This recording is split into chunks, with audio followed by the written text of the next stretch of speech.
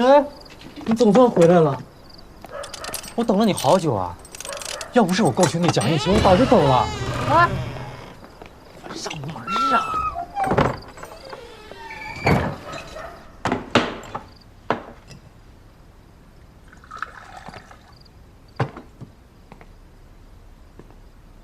看你这副功臣的嘴脸，查到些什么了？没有查出太多的线索。你知道我是个低调的人。根据木头的纹路脉络，我经过一系列的推算，可以确定，这套盒子应该是有4只，而这2只刚好是一头一尾。这个料子之前也说过了，算不上太好。不过让我感到意外的是年份，估摸着可以推到康熙年间。虽然不是什么老东西，但是上百年的货，还算是有点意思。做工嘛，不算差，但也达不到名匠的水准。应该就是泉州一带的木雕活，就算有什么特别，也查不出是哪家下的手。就算是确认出来了，那个人肯定也早就死了。你赶紧说说，特别之处到底是什么？特别，还真有特别。这种特别，也只有我这样的天才才能发现。哦，这个特别就是漆。漆？对。这2节胶木上的漆应该是刷了2道，而且这第2道啊，明显是后刷的，前后差不多有个几十年的样子。所以这第2道漆必然是为了掩盖。掩盖什么？我还不知道，这得把漆剥了才能看得见。你知道我是个讲究人，没有经过你的允许，我哪敢破坏你的东西啊？林兄，请。好嘞。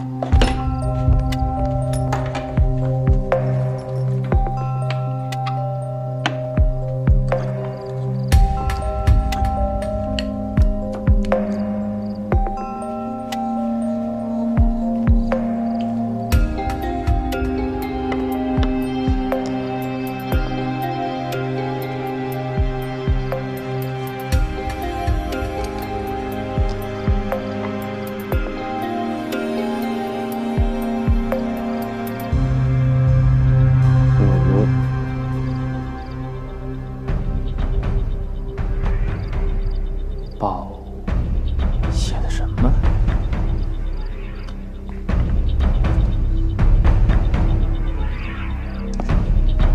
穆青兄，自己人别瞒了，这东西跟净坛迷藏有关吧？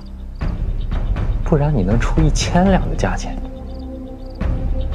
看在兄弟的份上，1000两我不要了，只求你去找迷藏的时候务必带上我。哎，我你是了解的啊。一来我有眼力，我无宝不识；二来算上之前山西帮你拼瓷罐那回，我已经出了2次的力了。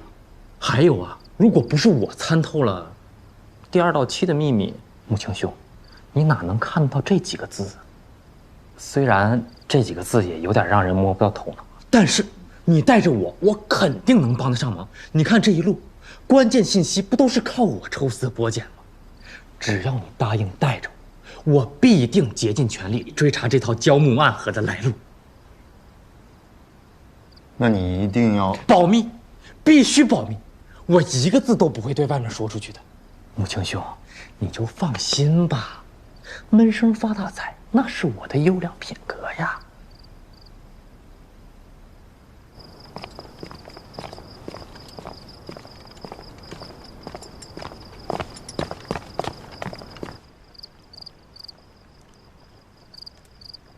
4份封印，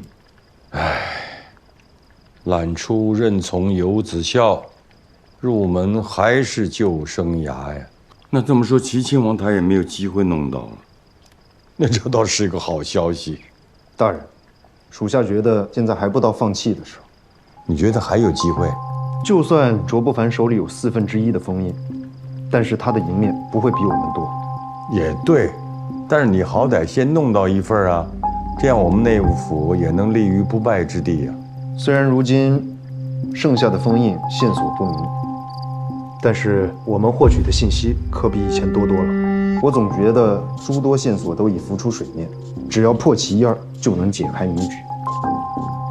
只要你有信心，我就放心。属下答应过大人会竭尽全力，眼下还远不到认输的时候。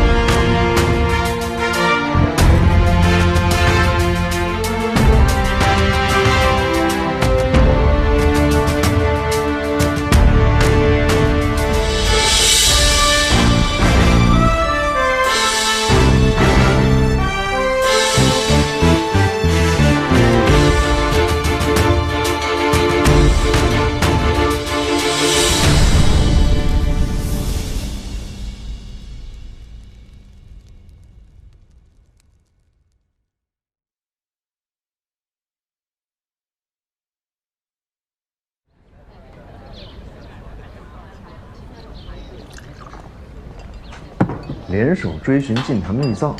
是，你和我不是早就联手了吗？哦，之前是联手追踪卓不凡，现在是寻宝，是不一样。那你这次联手，是算北洋还是？秘藏是朝廷的，不管我是北洋43协的协军校，还是大沽县衙的捕快，都一样。你对朝廷的忠诚，这点我还是相信的。吴清大人，我们这回再度合作，希望大家可以开诚布公。看来你很有底气嘛。这2天去哪儿了？卓不凡找到了一条线索，直指天津。我追踪而去，发现他的目标失误，是达摩院首座的传人。他找到了，找到了，人死了。卓不凡杀死了他，卓不凡拿到什么没有？但是他并没有拿到达摩封印。你拿到了，所以我希望这次合作可以开诚布公。好，开诚布公。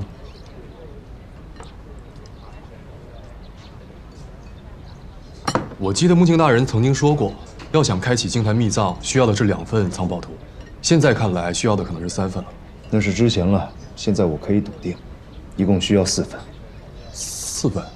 卓不凡手里有戒律院封印，如你所说，他还差点得到了达摩院的封印，不过落在了你的手里，很好。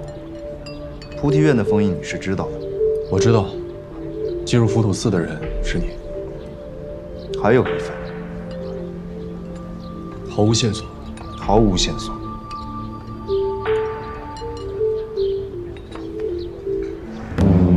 那个，你那份封印什么样的？跟你的一样啊。你先给我看看呗。你先给我看看啊。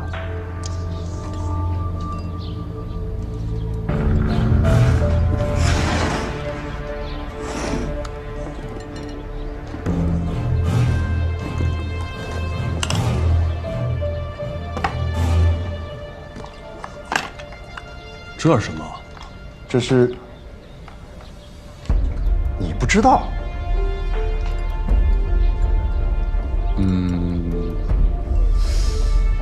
这是封印的盒子呀。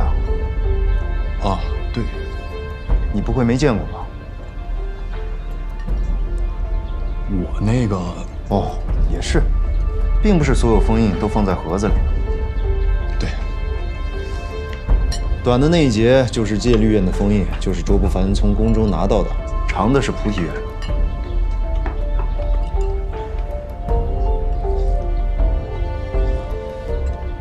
这上面的字你知道什么意思吗？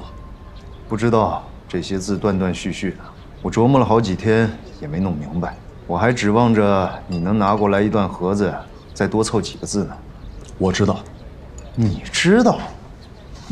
保是保和客栈，5是5月初6，3是30年之约。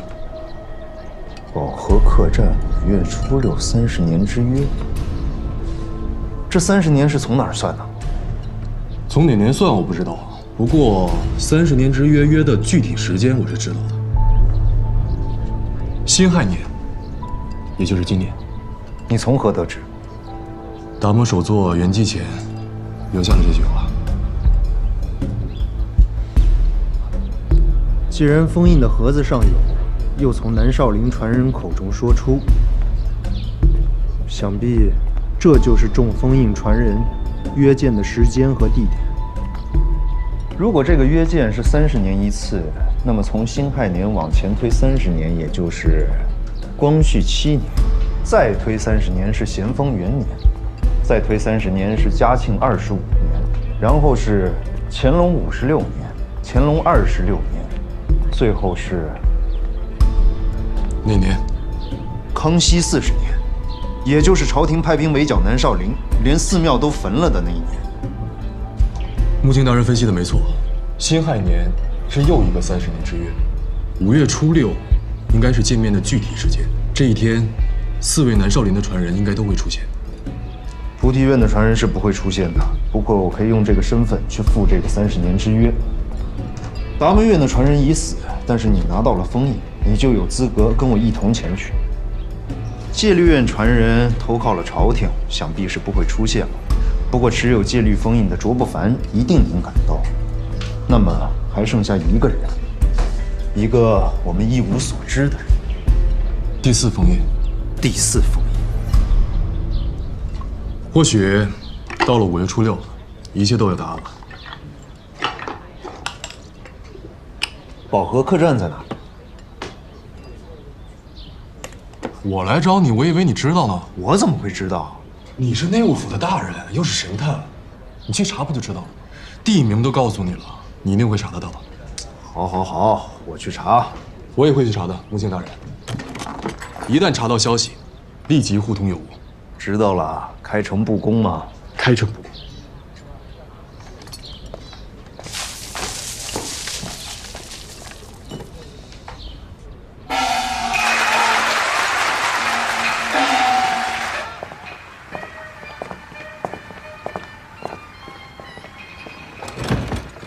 王爷，于焕杰来了。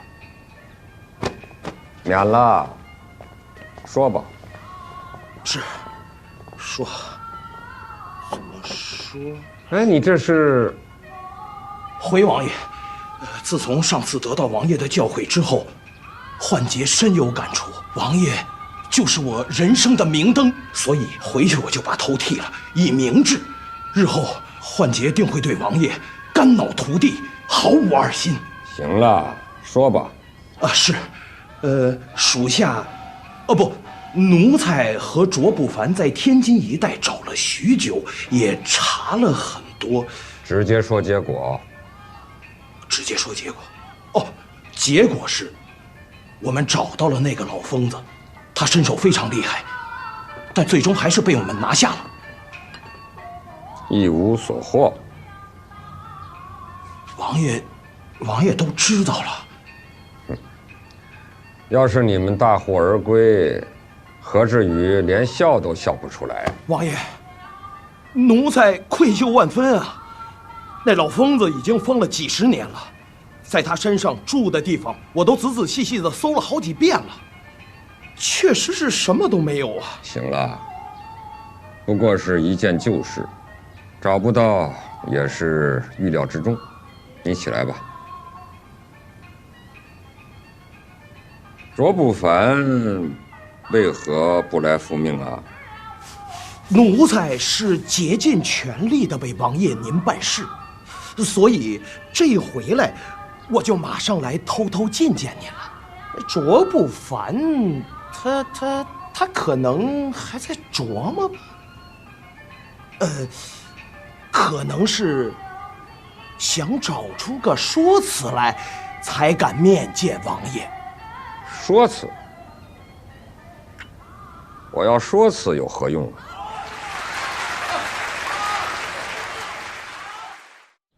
你是在欧洲留学？我先去的日本，后来是美国，南洋也待过挺短一段时间，欧洲去过1次。柳小姐的经历如此丰富，挺让人羡慕的。哪里？我一介平凡女子，和格格没法相论的。你的海外经历，让我想起一个人来。哦，孙文。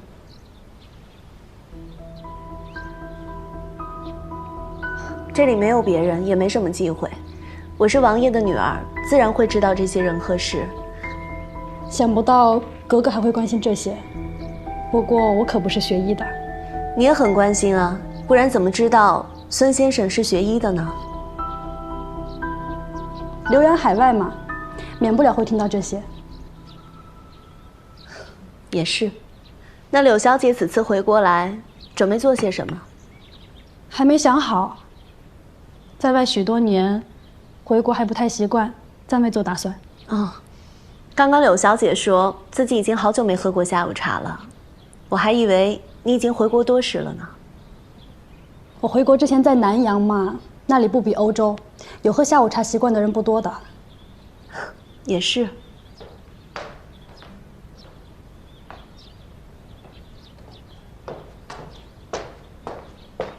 这位是？这位是我留学时的同学柳小姐。这是我先生。你好，柳小姐，钟海潮。你好，钟先生。钟先生是军人，海潮是北洋将领。先生一表人才。不耽误你们同学相聚了。坐。你先生也是留洋的？海潮在德国学的军事管理。般配。都曾海外留学，接受过先进的西方教育，一个是王爷千金，一个是新军将领，你们一定是情投意合吧？你呢？我看你也没比我小几岁，成家了没有？没有。有未婚夫吗？也没有。这些年东奔西走的，都没安顿下来，哪有恋人？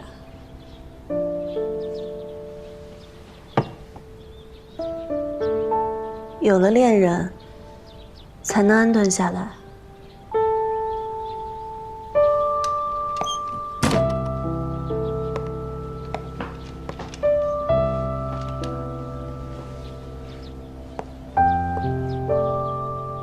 挺好，适合你。哥哥太客气了，我住在你这儿已经非常打扰了，再拿你的东西，我实在是不好意思。无妨，这些衣服我也穿不着，放着也是浪费。想送人吧，毕竟又是西洋款式的，一般人也不便穿。我看你刚好没带什么衣服，总不能一直都是身上这件吧？我出来比较匆忙，确实没带什么衣物。我还想说找时间出去买点呢。不用了，你买也买不到我这些的。穆青是你表哥？是啊。你表哥之前入狱的事情，你知道吧？自然知道。你怎么看？我能怎么看啊？之前在国外读书，只知道追踪不幸事。不过现在既然已经赦免，还官复原职，就希望他能够平安顺利吧。他参与变法，你也知道吧？听过。格格对穆青好像很是关心。穆青是大内侍卫，和格格您的身份相差颇多。可是，我怎么总觉得你们之间似乎很熟？当然很熟了。穆青以前是先帝身旁的人，先帝是我叔叔，自小我们就认识，就像兄妹一般。想不到穆青一个御前侍卫，能够有如此尊贵的妹妹。你叫你表哥一直都是直呼其名吗？在国外待久了，习惯叫人直接叫名字。对，也对，在国外连孩子叫父母常常都是直呼其名。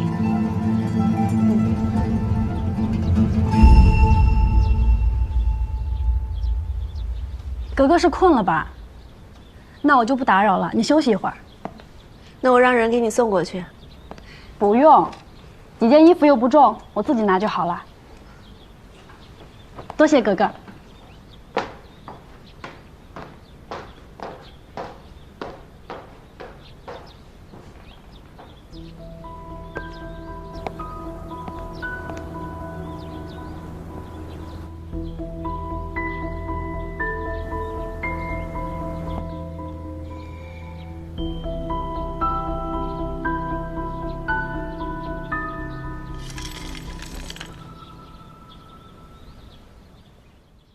门三刀是大内侍卫，他查起来应该会更容易吧？是啊，他可以调动内务府呢，来查商部、户部的早年信息。那你还在愁什么呢？我是心里没底，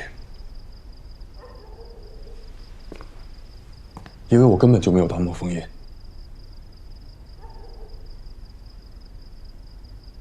只要门三刀和卓不凡信你有不就行了？卓不凡倒是无所谓，主要是我和门三刀是合作，如果他提出我们都拿出封印来看一看，我真的很难拒绝。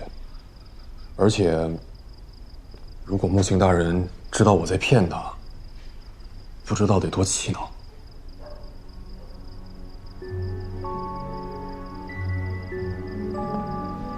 你现在就别想这么多了吧，咱们走一步看一步。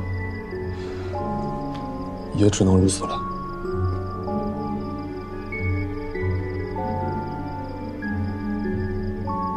你该休息了吧？我去丁伟那儿啊。你什么意思呀？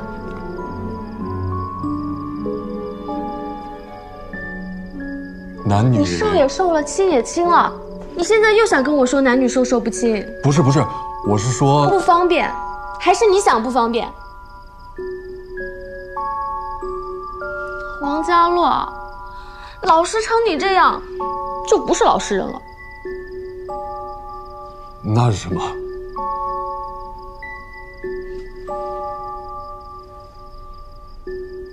桌子。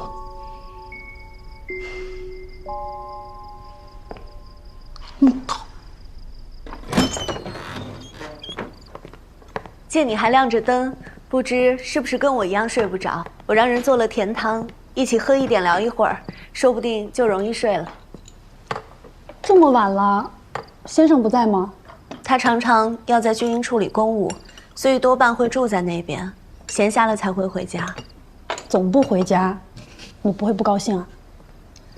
没什么高兴的，也没什么不高兴的。现在国事动荡，军人要听令。也是，穆青也特别忙。不过，每次他忙完回来，都会带些点心回家。还是格格的汤羹好喝。有时候穆青带回来的多半都凉了。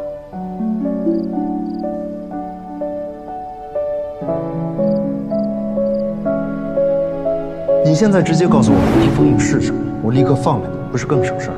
你记着，我会派人在暗中监视。你若是想逃跑的话，就别白费力气了。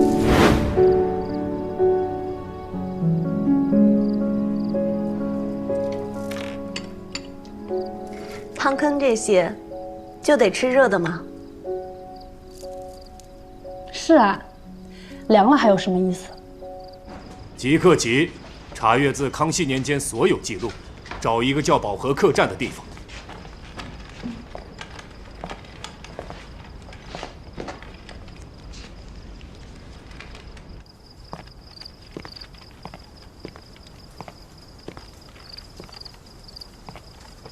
穆青兄，别太着急了。都4月24了，再过几日就是5月初6。我说我不着急，你能信吗？是啊，这破客栈可太难找。只要是有这么个地方，那就一定能找着。接着找吧。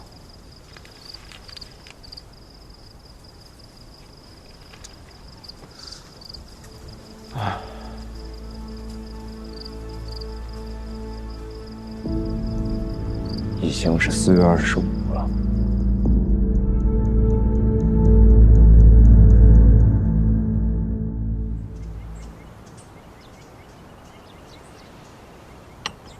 一日未见如隔三秋，3日未见如隔好几年呢。格格，今天我不是来卖东西的，我是来送礼的。怎么今天会如此大方？格格，你是知道我的呀，我肯定是有目的的。既然在京城做生意，我就希望能找个靠山。想来想去，要是能攀上齐亲王，那我是打断了腿也不愁了呀。所以我特地准备了一份很厚很厚的礼，希望格格能转赠给王爷。要是王爷能收下，那我就放心安心死心了。普通的东西自然是不能呈上，这件物品可不得了，寿山石的名家雕品，少说也有300多年，而且来历非同一般。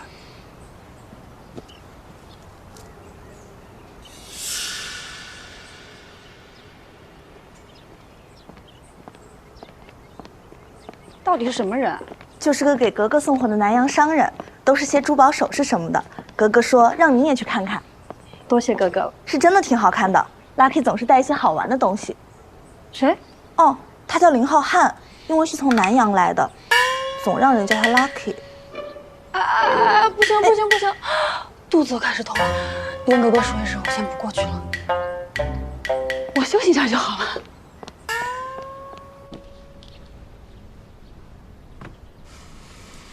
这是什么呀？送您的。你送的？一个商人最近开了一家很大的古玩珍品店，就在前门那边。这个是他专门送给父亲您的。一个商人能送出什么好东西啊？收起来吧。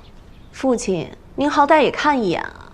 这人家还说了，这是寿山石名家雕品，有300多年了，而且来历非同一般。相传是福建得来的佛物，是以前南少林方丈的镇纸。哦，这叫什么呀？叫一步莲花。一步莲花。齐迁王府，准确来说是乌兰山身边。这门三刀竟然把柳林送去格格的家里。这内务府是和齐迁王还是和北洋合作了？门三刀没有跟王迪宝提起过此事，甚至连柳林这个人都没有聊到过。询问了府上的下人，说柳林是乌兰山留学时的同学，从国外回来找他来玩的。乌兰山也是这么跟钟海潮说的。钟海潮并不知情。从我了解的信息来看，确实不知情。那就是乌兰山帮柳林编造了身份。是的。没想到门三刀和乌兰山竟有如此交情。开始我也很不解，所以专门调查了一下。我找人在内务府打听了一圈，12年前，光绪曾想要做天子媒，让乌兰山和门三刀成亲。12年前，戊戌变法那年，变法后门三刀成了阶下囚。若非如此，他应该才是王爷的快婿。所以他们俩旧时有情。钟海潮知道吗？这应该不是秘密了，只是没有人去提而已。钟海潮能娶王爷之女，也是为师徒铺路。这门三刀利用他跟乌兰山的关系，把柳林藏到他府上，挺高明的。我觉得反而简单了。虽然乌兰山府上有侍卫，还有北洋卫兵，但必然不会戒备森严，毕竟是王爷家。想来那些守卫早已适应了风平浪静。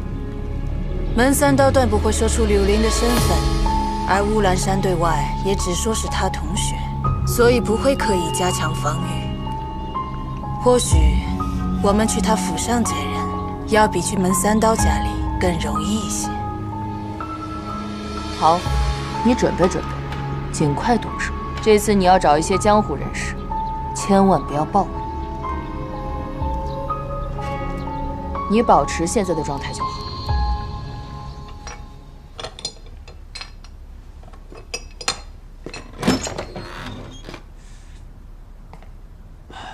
师兄，不发，你是要去向齐亲王复命？是啊，咱没能有所收获，少不了一顿责骂，不过忍忍就好了。哎，对了，师兄，这一次是去挨骂，我一个人去就行了，你就别跟着了。那也好。不过不发，你要切记，忍着，不要惹王爷生气。我有分寸。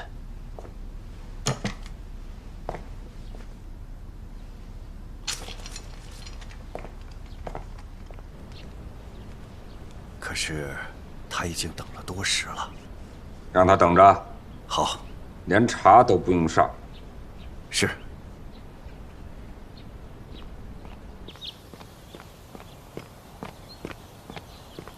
周掌门，王爷要您候着。王爷公务繁忙，我等便是了。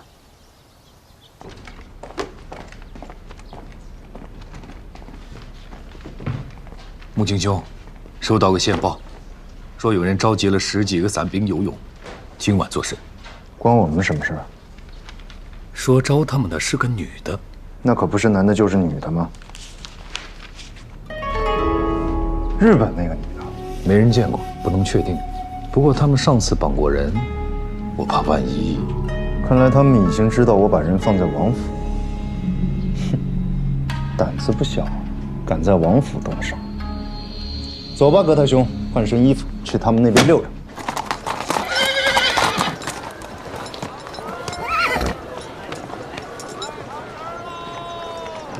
往前面看看去。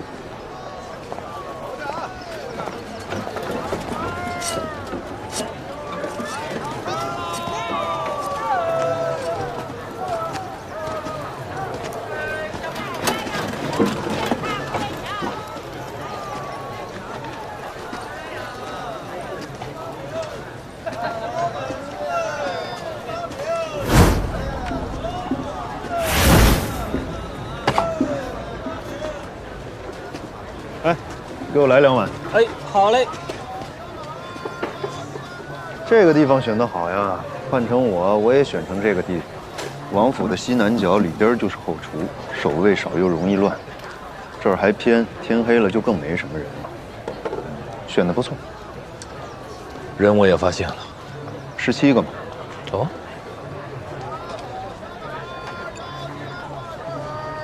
都竖齐了。穆青兄，你先别说，让我试试。那边那5个拉大车的，天都快黑了，拉大车的还能有什么主顾啊？这几个人应该是接应，人绑了，拉车上带走。用车拉太慢了，事成之后应该有车来接。大车里装的是兵器和绳索，这翻墙劫人啊，少不了要用到家伙事儿。有道理。西边树下那俩下棋的，围了5个人看，一共7个。棋下的好不好咱不知道，但是看棋的居然提了个灯笼。难不成打他来就知道这棋要下到天黑呀？葛太兄看得准。哎，都是跟穆青兄学到的。这么看来啊，我以前带人真的是装得太不像。哎，还有那边那个削萝卜的，大白萝卜都削成胡萝卜，这还有人卖，必然有鬼。还有旁边那转钩的，生怕别人不知道他是谁。哎，还有这面馆这俩，这面吃多久了？面还不坨了？哎，穆青兄是17个，还有一个呢。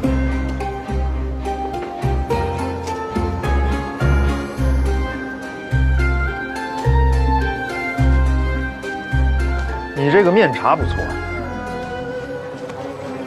小米面啊，还是树子面啊？是小米面。葛太兄，你不觉得这面茶分外的好喝吗？是啊，地道。可是他居然不知道这是用什么面做的。哎呀，灯下黑呀，居然把这给漏了，还挺下头。赵家铺子的，那儿可卖的不便宜啊！你拉这一车过来，花了不少钱吧？今儿个咱不用花钱了吧？当然不用了，把这车拉回去，兄弟们省累了，还能喝一碗正宗的赵家面茶呢。你们是今儿晚上动手吧？对呀，你们为什么来这么早？这地方不用踩点，把你们都带回去吧。哎，你不会不好审吧？男神也无妨，还有16个，总有软骨头，对吧？别愣着了，还没喝够，再盛2碗。来，哟，动手了！上桌！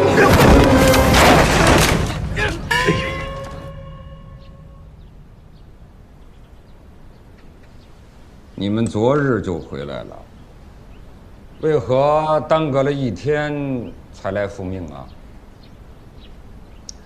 是不是在天津卫一无所获，觉得对不起我呀？我昨日确实和门人在天津郊外发现了那个疯子，也确认他的身份就是南少林达摩院第4代首座。不过他已经疯了40年，问不出任何事儿，包括他的住所，还有身上也找不到任何线索。我没有一丝一毫不尽力，所以谈不上对不起王爷。你想了1天就想出来没有对不起我？那你说说，你想了1天想出来的下一步计划是什么？暂时还没想到。哼，保和客栈是什么呀？保和客栈，你想了一天都没想出下一步的计划。可门三刀在内务府已经折腾一天了。门三刀发现什么了？他发现了什么我不知道，可有人来报，他让人翻查史料记载，都已经翻到了200年之前了。要查一个叫保和客栈的地方，这肯定是个重要的信息。可你连听都没有听说过。你不是说你的每一步都走到内务府之前了吗？王爷给我的所有线索，我都查得清清楚楚，包括那个天津疯子，我也用了半天就查出来了。如果说门三刀的行动提前于我，那只能说明内务府的消息或许多过王爷您呢。混账！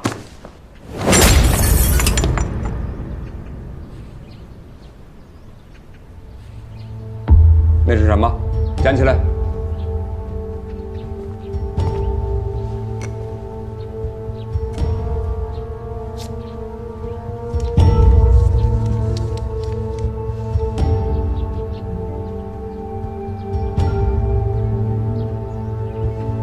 王爷刚才说保和客栈，对。此物从何而来？是人送的，说是产自福建，还跟南少林有渊源。这何止是渊源，这是一封密函，上面写着南少林4堂首座持有封印，每30年相聚于保和客栈。康熙40年5月初6。每30年，康熙40年，雍正9年，乾隆26年，乾隆16年，嘉庆25年，咸丰元年，光绪7年，然后就是宣统3年，今年。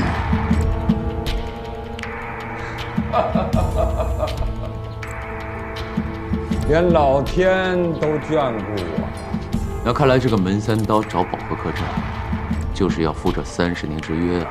如果其他的传人都能在那天出现，那么所有的封印都能得到，就能开启净坛秘藏了。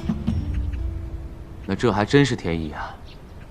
在下定不负所托。 5月初6已不剩多日，你抓紧时间准备吧。可这保和客栈在哪儿，咱们还不知道。我会让人盯着内务府，只要门三刀能查出来，你就能知道。那多谢王爷。不要坐等，万一门三刀也查不到，5月初6已不剩几天了。 可我原本想的是，先去找早已叛离的戒律院首座的后人，看看能不能查出什么蛛丝马迹。那家人已经被内务府查了几十年，你觉得还能有什么收获吗？仔细查查，总能查出点什么。不，先查保和客栈。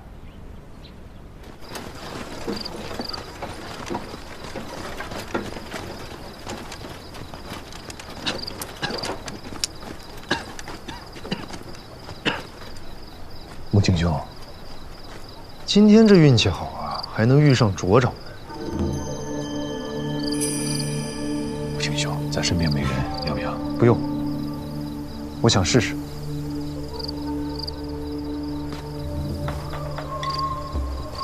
还真是冤家路窄啊！卓掌门，戒律封印带身上了。这么重要的东西，当然随身携带。 那卓掌门是愿意自己交给我呢，还是一会儿我从你失手上场？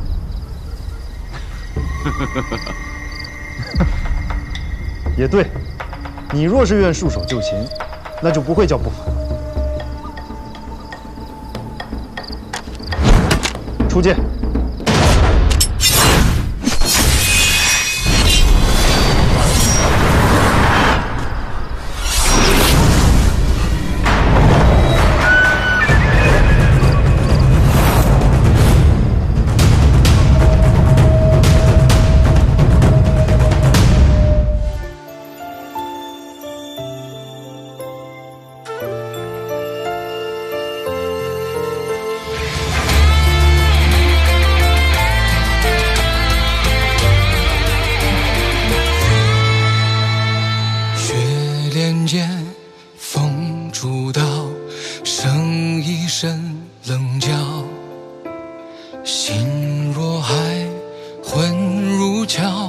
剩多少年少？